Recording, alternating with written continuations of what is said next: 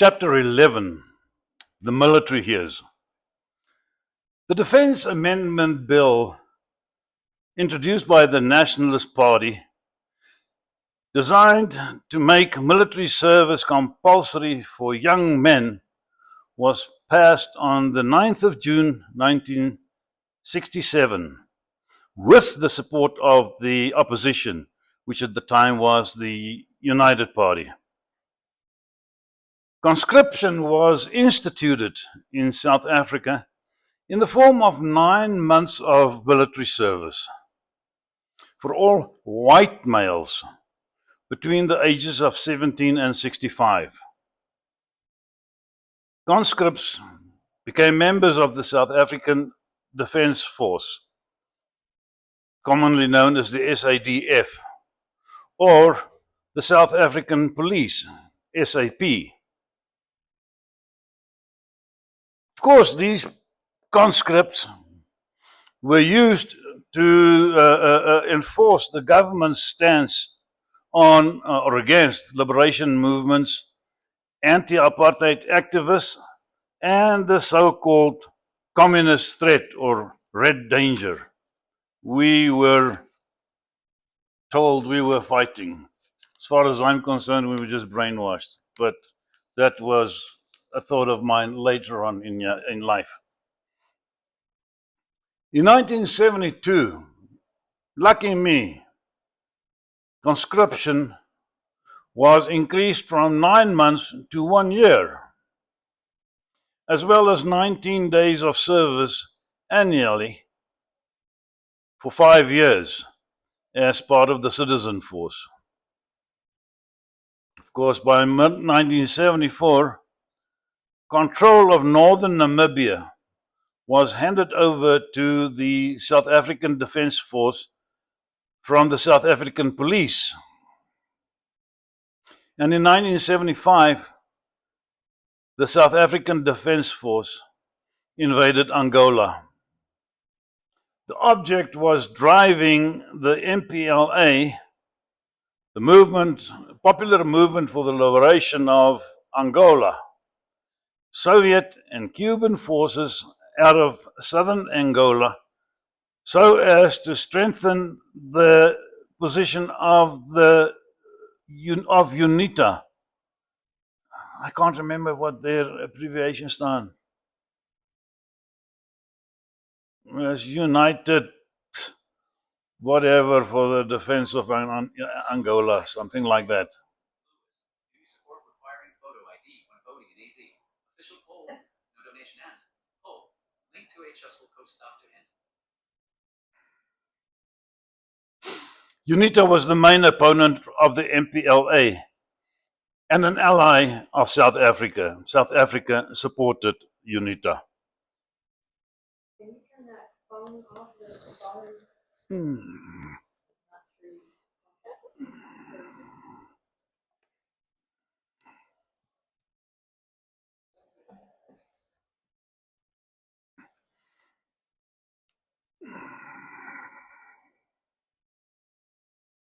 To keep up with operational demands, citizen force members were then required to complete 3-month tours of duty in 1977.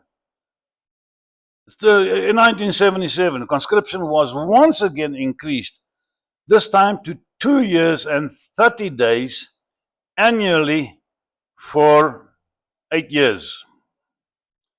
Due to an increase in guerrilla activity in the early 1980s, camps were once again lengthened in 1982 to 720 days in total. Before I knew it, it was 1972.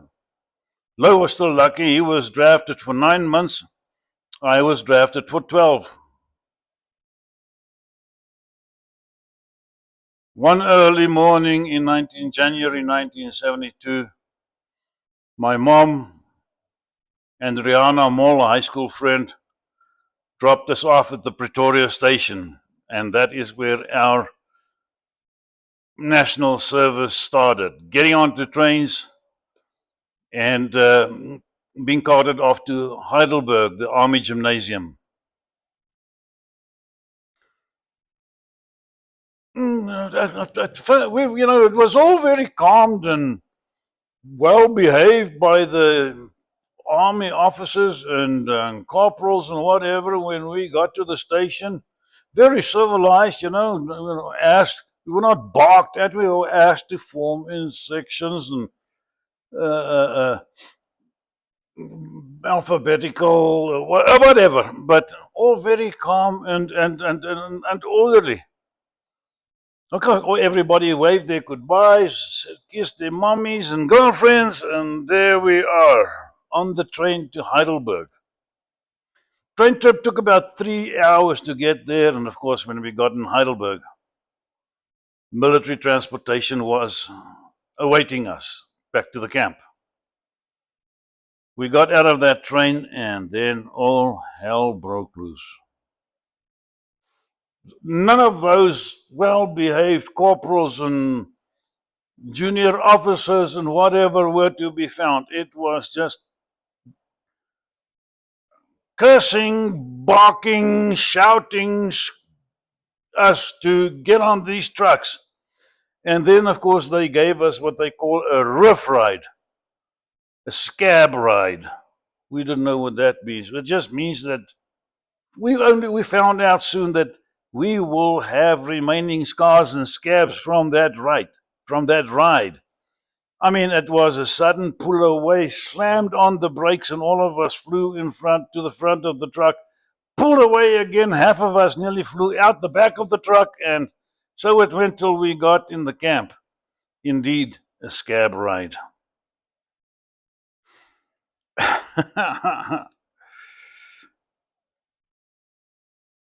How we survived it, not knocking out teeth, breaking arms or legs, I guess just the miracle of the day as well. That was not funny. Okay, let's get to basic military training. It was tough, extremely tough. Well, you were not allowed to walk from point A to point B. You had to run, not jog, run. That's besides the regular physical training and drilling for hours and hours on end. Sleep deprivation, being woken for inspection at ungodly hours, long runs with full kits weighing about 80 pounds. The whole idea was to reprogram you so as to follow orders blindly and immediately, never hesitating or questioning an instruction. Obviously, this is a tremendously intense training schedule geared toward reinforcing the principles of discipline and teamwork.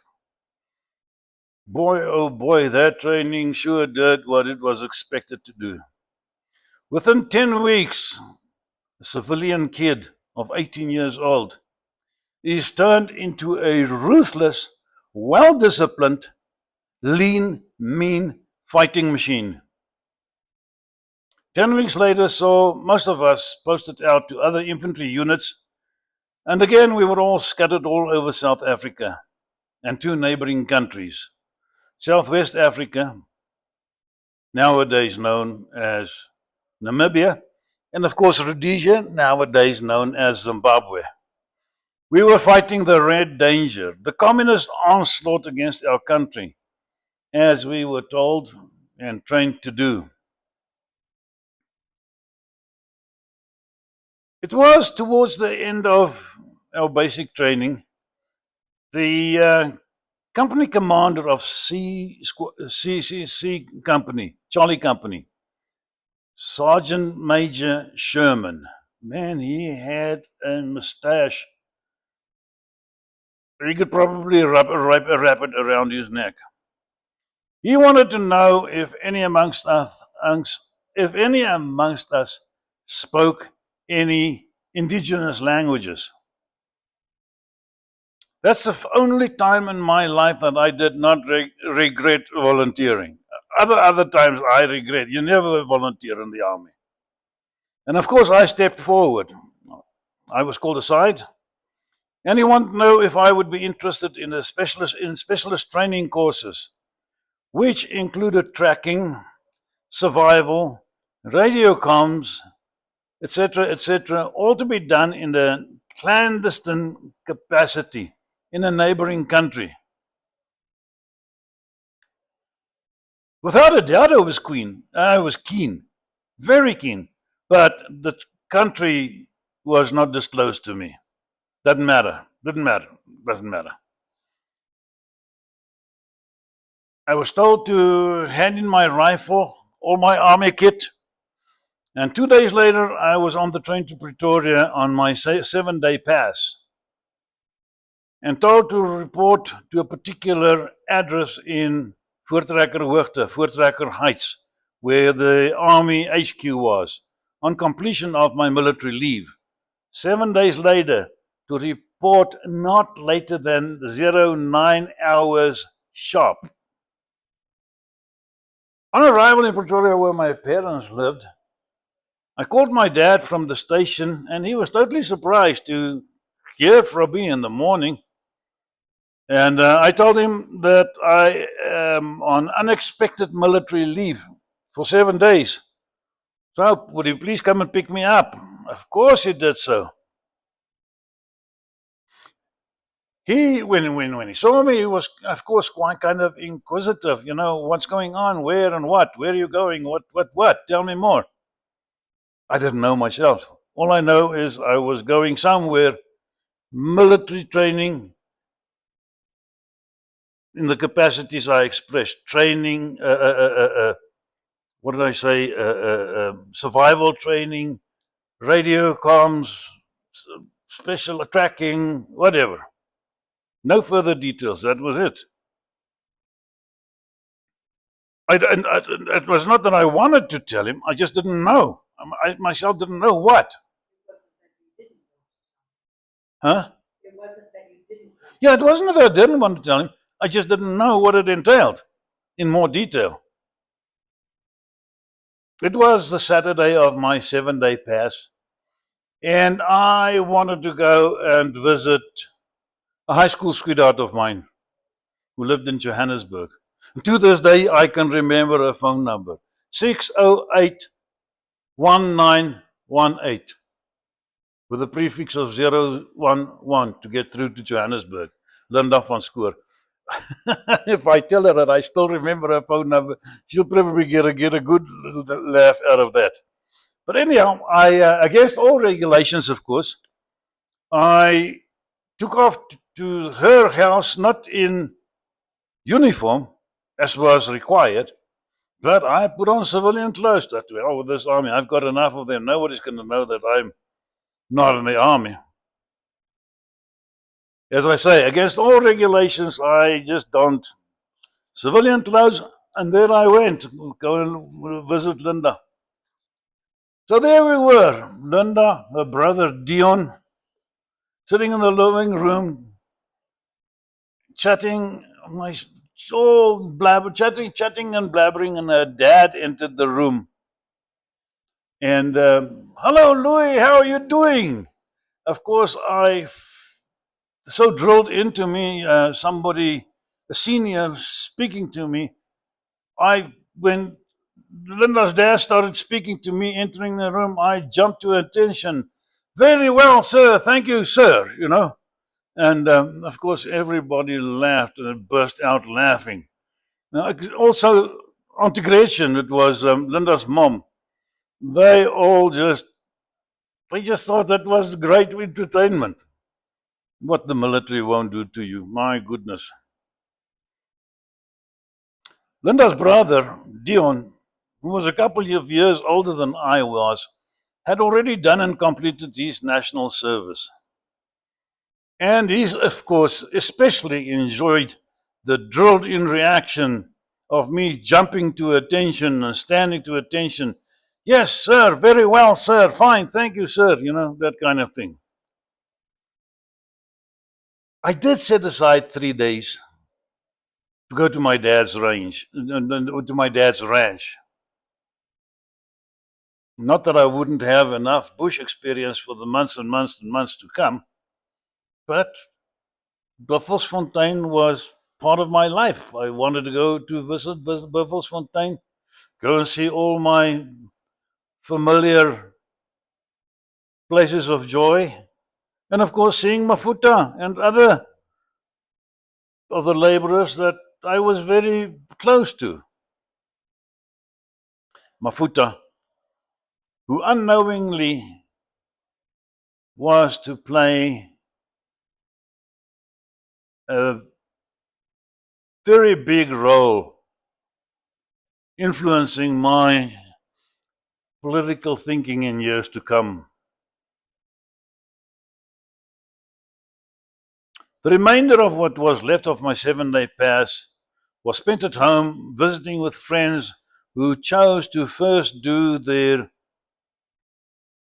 university training instead of the military, meaning that if they first did the university training, on completion of their studies, they would then be called up and the army would apply them in their specific field of study, what they have studied.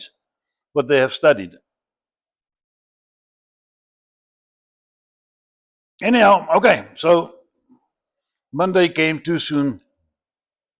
And before I knew it, I was back in Voortrekkerhoogte. And I was cleared in, reissued with all military kit, and another 5 or 6 weeks of intense specialized training followed. We were probably a group of around 20 men, and we all had to undergo a driving course of driving and maintenance. Actually, what they said, it is for everybody who may one day need to make use of a military vehicle. Somebody who may one day need to make use of a military vehicle. That meant every single one of you bastards are going to do this bloody course. Okay, so we're doing this course. And there was one particular kid driving the truck, and we came to a roundabout. And instead of merging properly with the flow of traffic, he stopped and he stalled the vehicle and he tried, and then he must have flooded the carburetor or whatever. But because he was now halfway into this in the merged traffic, but there was a dead vehicle which wouldn't go. And of course, from nowhere, a military policeman came and, of course, barking orders at this driver and barking orders. And of course, the kid tried to put the thing and he tried to start it and the thing was on the energy, probably just flooded it even worse.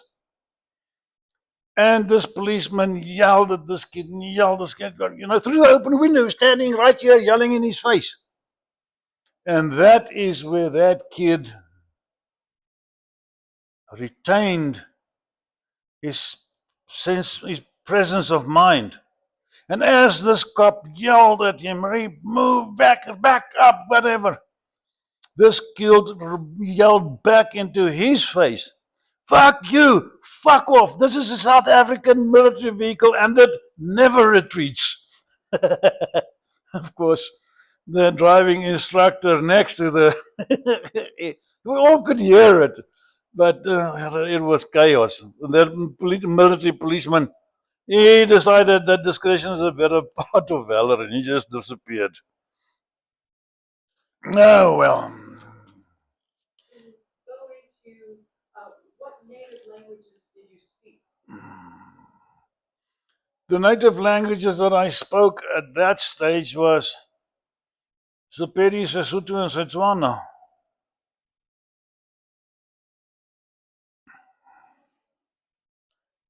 Okay.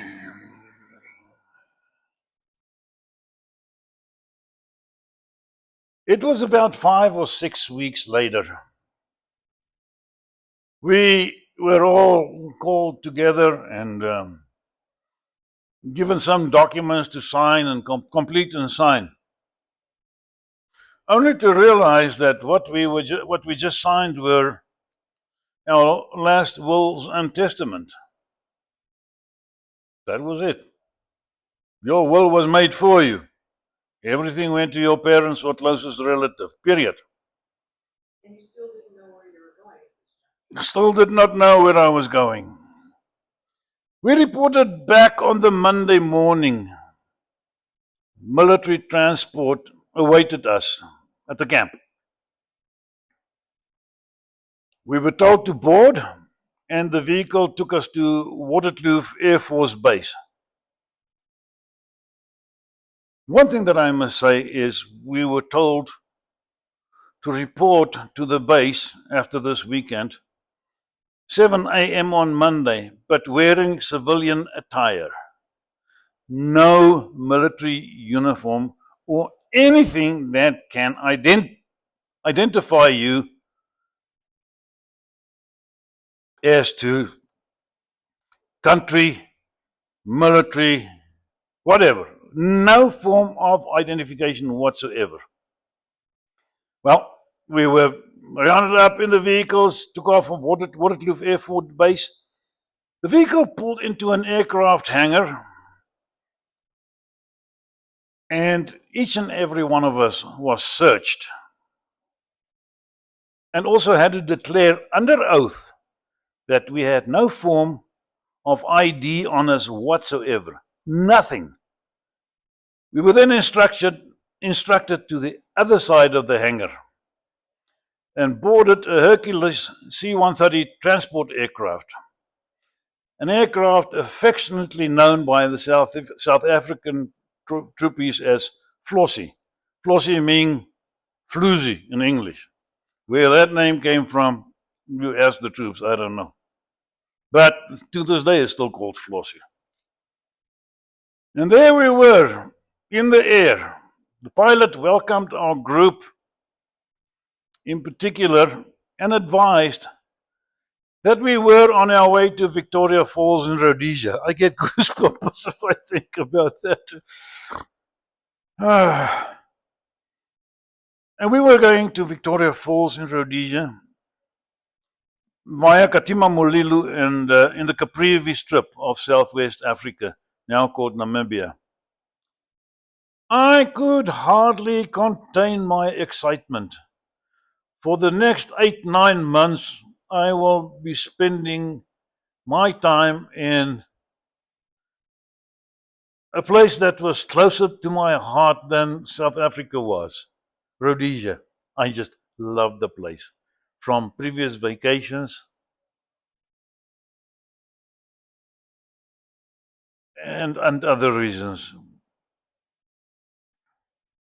It was to be my house till the end of 1972.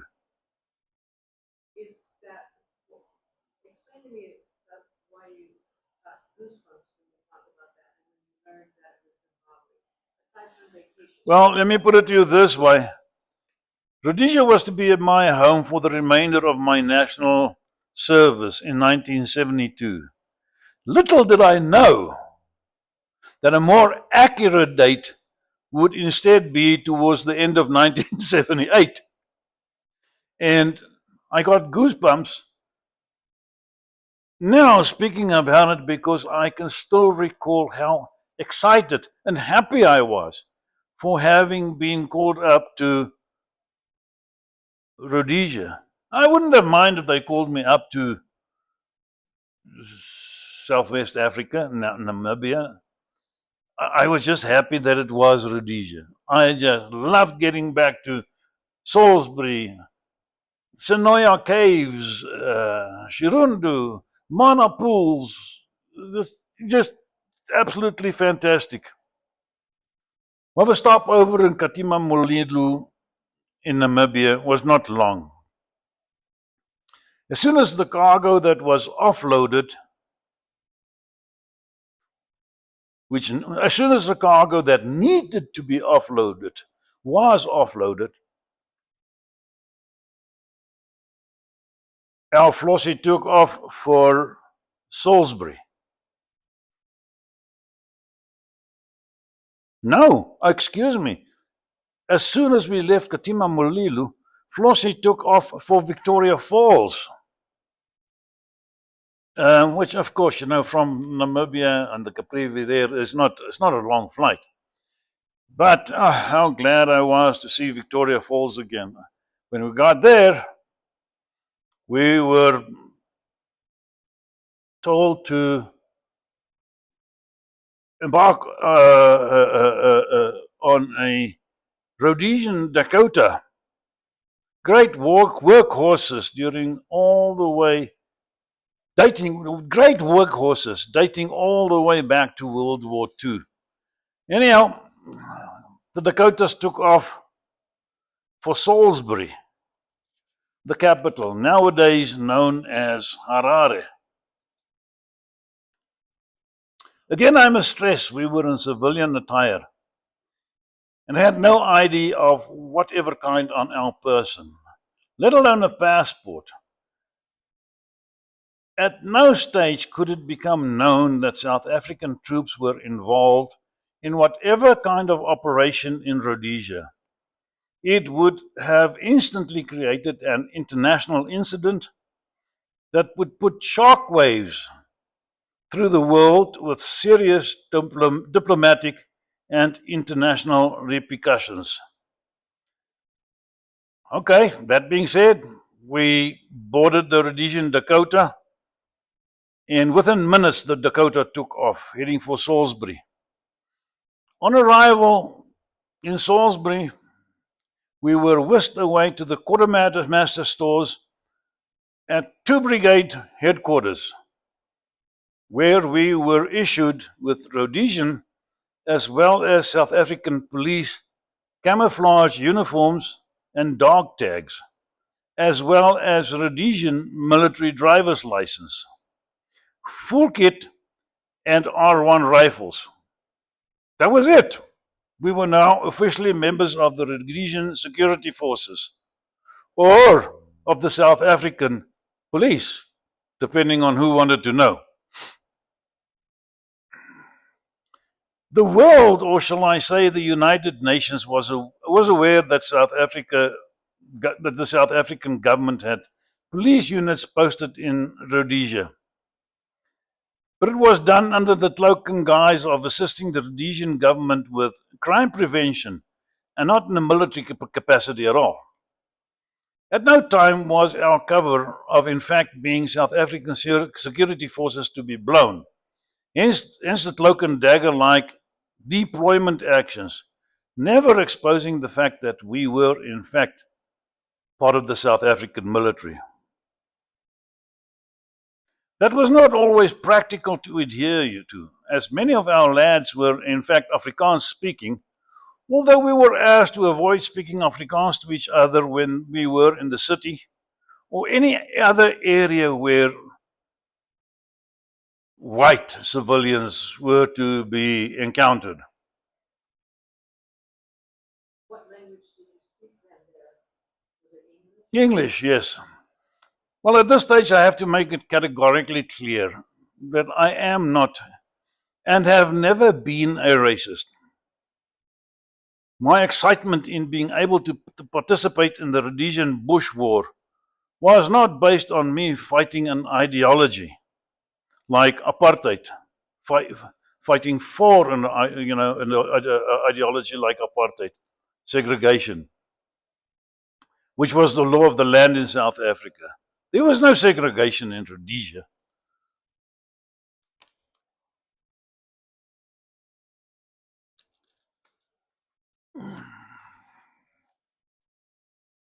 Here I also have to explain that it has to be borne in mind that there were more black Rhodesian soldiers in the Rhodesian army than there were white Rhodesian soldiers.